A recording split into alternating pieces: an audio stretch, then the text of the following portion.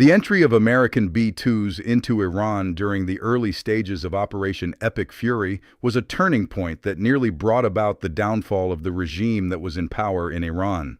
In a single instant, bunkers, bases, and missile launch sites were destroyed. Now, the United States of America has taken things a step further. Iran has just been hit by yet another even more huge B-2 strike, which has resulted in the United States' stealth bomber destroying some of the most important objectives that Iran had left to lose. Iran was not prepared for the level of destruction that has befallen the country, and there is more to come. Following the initial attack that the United States B-2 Spirit stealth bombers carried out on Iran, they have continued their operations by flying flights even further into the country. During these missions, they have destroyed dozens of ballistic missile facilities that Iran has constructed underground and in its mountains. These locations are being bombarded with penetrator bombs weighing 2,000 pounds each, which are demolishing any protection they may have had and opening the door for subsequent attacks that would damage Iran's ability to fire ballistic missiles. Iran is losing its ability to fight back against the United States as a result of this. The country's planned saturation approach, which we will get into later in the video, has been shattered even before it began, and it is all thanks to the B-2s and their targeting of what have become known as Iran's missile cities. We will be discussing this strategy in further detail later on in the video. These cities are extraordinarily large, and they serve as the focal point of Iran's overall strategy. El País published a report on them on March 2nd, stating that Iran possesses a massive ballistic missile stockpile of 3,000 weapons as of 2022. This information was extremely devastating, despite the fact that there are still uncertainties over the accuracy of the missiles. It is essential for the United States to remove these ballistic missiles from the equation in order to achieve its strategy in Iran. It is necessary for the United States to strike the missile cities in order to accomplish this. Iranian cities are huge networks that are buried deep underground, sometimes reaching depths of up to 500 meters or more than 1,640 feet. These cities are where Iran stores its ballistic missiles and the launchers that it needs in order to fire them at its adversaries.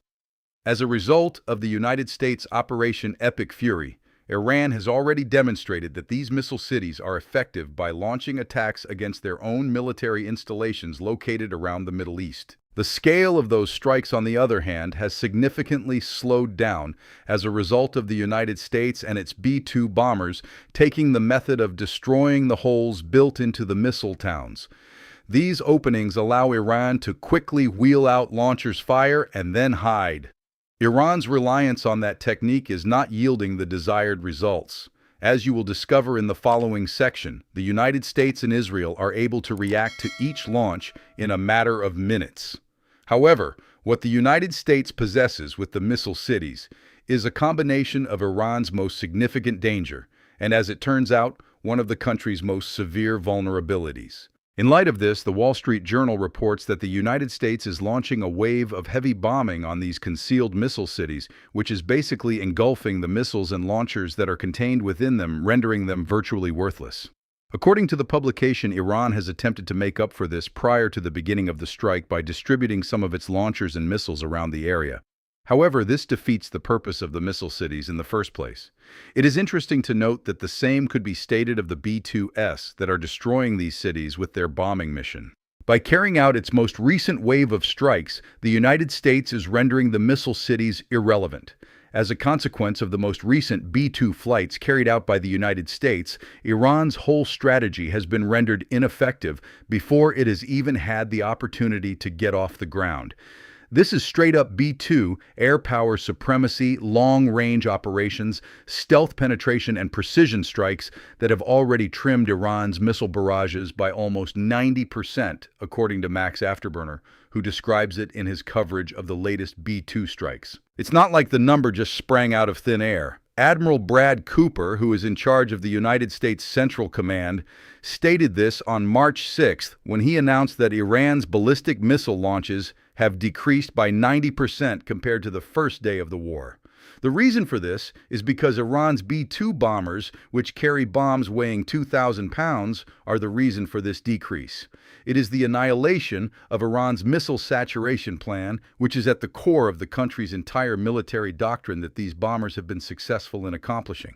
A stockpile of approximately 3,000 ballistic missiles was constructed by Iran for a specific cause. Their strategy consisted of releasing wave after wave of these missiles in conjunction with drones in order to annihilate their adversary, regardless of the kind of the adversary they were facing. What is actually taking place is that the overwhelming force of this kind of missile and bomb campaign has been turned against Iran, and the B-2S that the United States of America has deployed are at the center of everything because they have prevented Iran from being able to strike back. Following Berner's explanation, Iran employs a strategy known as saturation tactics, which means that they would like to overwhelm those interceptor missiles to the greatest extent possible. In order to prevent Iran's missiles from landing down and inflicting damage, these interceptors are being blasted out by U.S. warships and bases located throughout the Middle East. In spite of the fact that they are valuable regardless of how you look at it, the United States' utilization of its B-2 bombers has resulted in Iran being unable to saturate as it had hoped. This means that Iran has been forced to change to a more limited approach, which we will get into further if you continue to be with us. This means that there are less expensive interceptors being employed.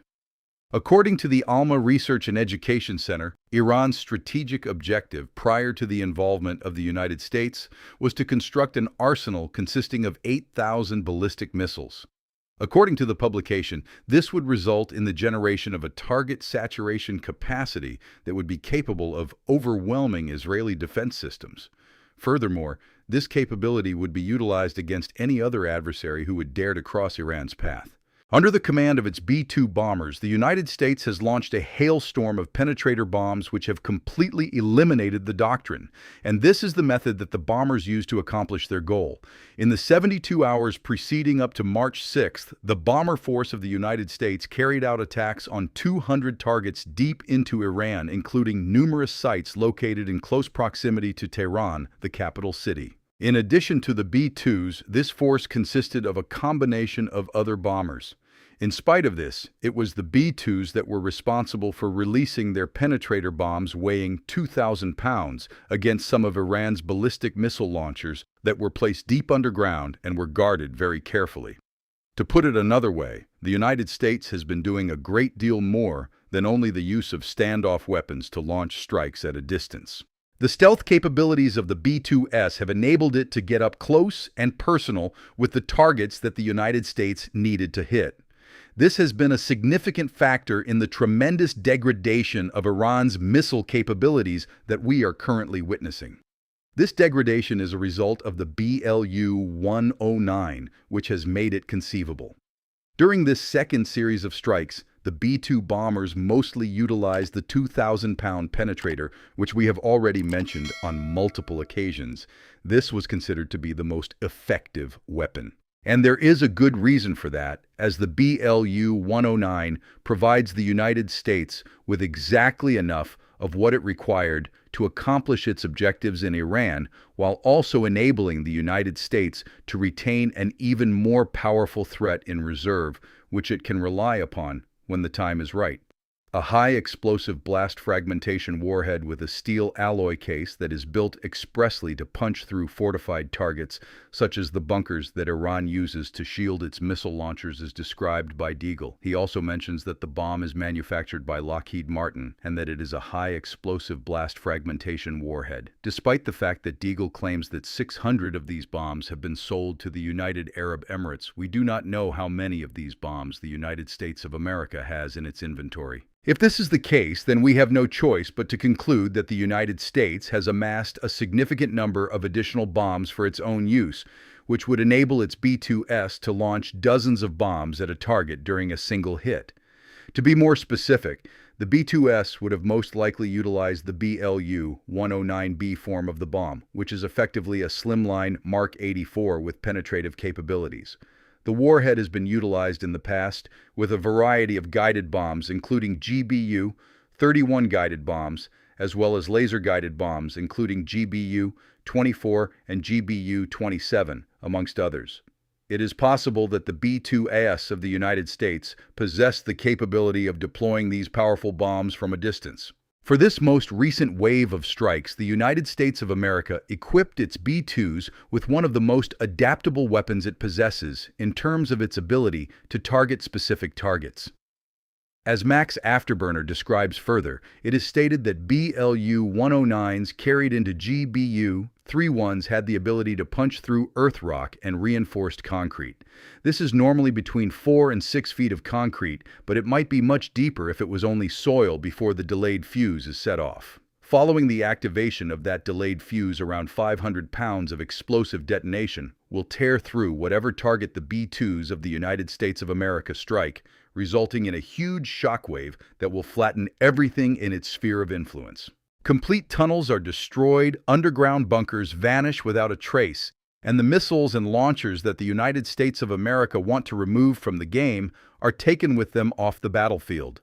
On the other hand, you might be thinking, but wait a second. You informed us before that some of Iran's missile cities can be located literally hundreds of feet underground. In order to prevent Iran from using these cities, what would a bomb that only just barely penetrates a fraction of that amount of space accomplish? Simply put, that is an excellent question, and we will provide an answer to it in a moment. Before we get any further into that topic, however you are currently watching the military show, it is the ideal time to click the button to subscribe if you have not done so already, since this will ensure that you do not miss any videos. Therefore, the success of the BLU-109 is dependent on two different factors: how the bombs are used as well as the exact targets that the B-2s of the United States of America struck with them. On the front of targets, the United States is not aiming for its bomb to penetrate so deeply underground that it may destroy a city that is comprised of missiles. The entrances and exits of these underground cities, which are essentially vast networks of underground tunnels, are of more significance than anything else.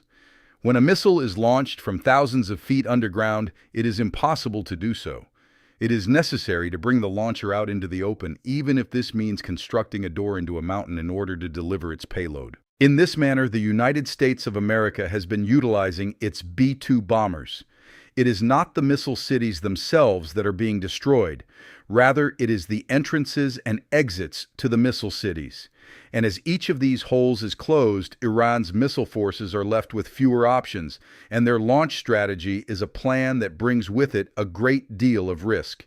This is because each launch indicates the existence of yet another opening that the United States can attack. We will provide Afterburner with an explanation on the follow-ups. According to him, however, if you drop 100 guns on a certain location, you will be able to employ those BLU-109s to penetrate quite deeply and satisfy even the most difficult targets.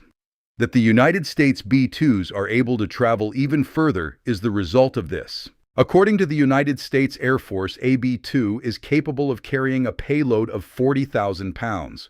From the perspective of the BLU-109, this equates to 20 bombs, all of which are capable of being dropped on a single target, possibly over the course of multiple runs. It is possible for the United States to hit buried targets that it would not be able to hit with a single bomb if it were to use a single bomb.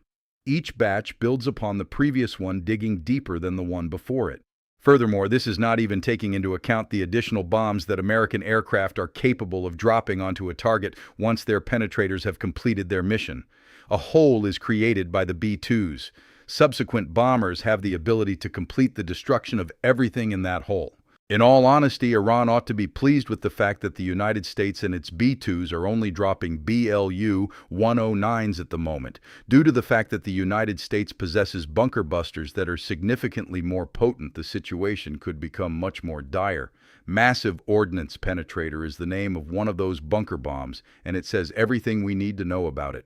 This bunker buster, which is also referred to as the MOP, is 15 times larger than the BLU-109, and it has the capability of being loaded into the B-2. According to the Foundation for Defense of Democracies, the MOP is capable of penetrating depths of up to 200 feet, and once it reaches its target, it detonates a warhead weighing 5,000 pounds. This means that it possesses 10 times the amount of firepower that the BLU-109 does. Additionally, similar to the BLU-109, it is possible to drop numerous MOPs on a single target in order to achieve deeper penetration rates.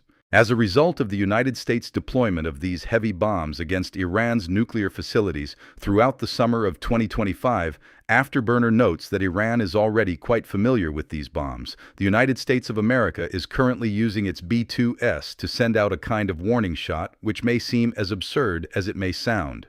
It should be noted that these are warning shots that are tearing through Iran's missile strategy. Nevertheless, the United States is capable of striking far more forcefully, and it possesses the MOP trump card at its disposal. Allow us to proceed. We have discussed the actions that the B-2S took during their most recent round of strikes, yet we have only scratched the surface of what they have accomplished. By deploying stealthy aircraft such as the B-2 or the F-35, the United States has altered the battlefield in preparation for what it intends to accomplish in the future. This is something that happens every time a stealthy aircraft is deployed. To put it another way, the United States employs stealth bombers, such as the B-2, to get in regardless of the state of the air defense system and destroy targets that other bombers and fighters might not be able to hit. Iran's military capabilities are diminished as a result of each of these strikes, which enables non-stealth airframes to move further into Iran in order to carry out subsequent attacks. This is a multi-pronged strategy for achieving air superiority, which offers the United States the ability to dictate how Iran conducts its operations and what it can do to protect itself against them. It is not possible to observe this more clearly than in the current situation that Iran is experiencing on the missile front. If one were to assert that Iran's missiles have been entirely shut down, they would be making a fabrication. Afterburner makes the observation that Iran is now increasing the number of strategic hits they are launching, which allows them to fire a lot less, but they are being more strategic. This strategy was brought to light on March 8th, when the Times of India claimed that Iran had carried out a missile strike against a naval base in Bahrain that was operated by the United States. According to Afterburner, Iran has also widened its target scope to encompass oil refineries and other targets of a similar nature. The Wall Street Journal also reports that Iran has been attempting to hit the radars that support the missile defenses of the United States during the past several days. Iran continues to pose a concern. However, because of the B-2s, it is not nearly as dangerous as it would like to consider itself to be. It is important to keep in mind that this nation has constructed its whole military doctrine on the basis of a missile saturation strategy, which was intended to afford it the ability to completely dominate its adversaries. If the United States B-2 bombers and other forms of aerial firepower hadn't destroyed Iran's missile launch sites in such a comprehensive manner during the first week of the conflict, we would be witnessing Iran carrying out a significantly bigger number of strikes and employing a greater quantity of missiles than we are currently seeing. Therefore, it is only inevitable that this would result in an even greater number of hits being achieved, particularly inside Israel, which is a natural target for Iran's missile. Instead, Iran needs to adopt a more strategic approach. In addition to the fact that B-2 bombers have destroyed its missile launch sites, it is necessary for it to restrict its operations to isolated strikes. This is because the missile launch sites that are still operational become targets as soon as they are employed. Iran has reportedly adopted a quick-fire technique, which entails bringing a launcher out into the open, rattling off a missile, and then frantically attempting to bring the launcher back into cover before the counterattack arrives. Afterburner comes to this conclusion. We say this with a sense of desperation because the United States is able to launch a swift and powerful retaliation as soon as the missile launch appears on its collective radar. It is possible for the United States or Israel to conduct an attack against one of Iran's launchers within 4 minutes of the launcher being activated, as stated by President Trump.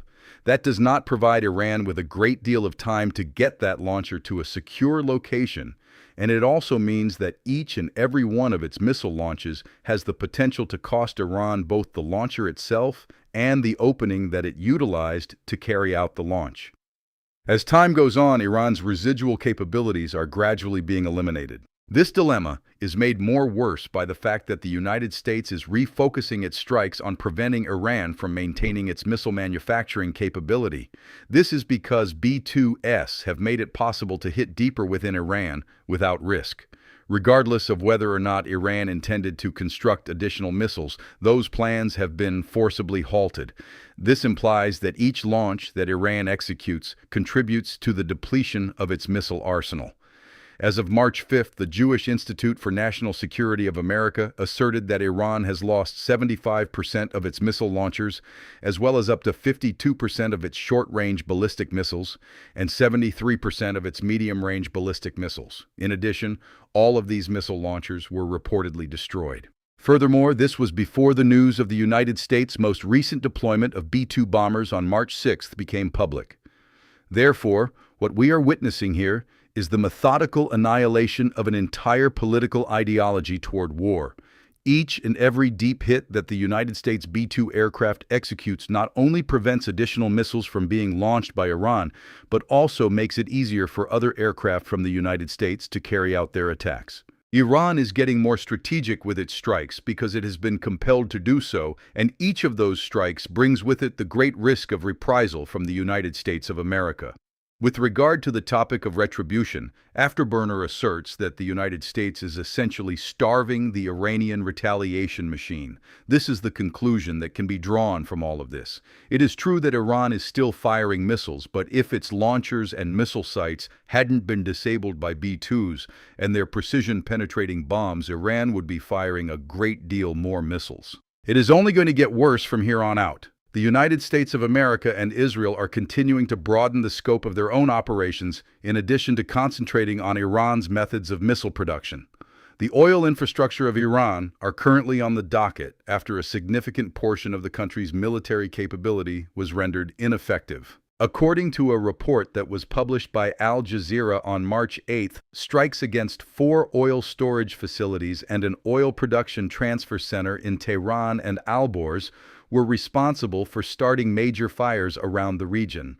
It appears that the United States is moving on to Phase 3 of its operations, which will involve the removal of the literal fuel that Iran needs to keep its disintegrating war machine chugging along. This comes after the United States has crippled Iran's missile launching capabilities with its B-2s during the second phase of its assaults.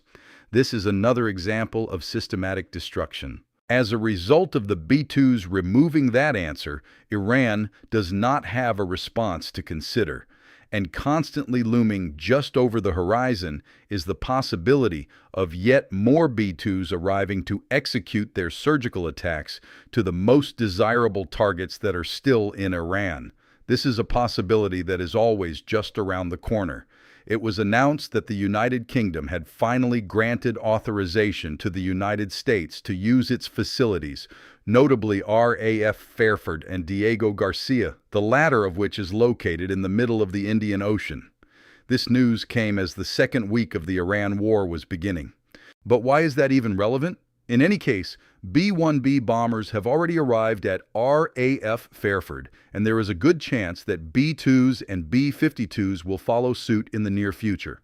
Additionally, now that Diego Garcia is in play, all of those bombers have a base that is located in close proximity to Iran, where they are able to refuel and replenish their weaponry.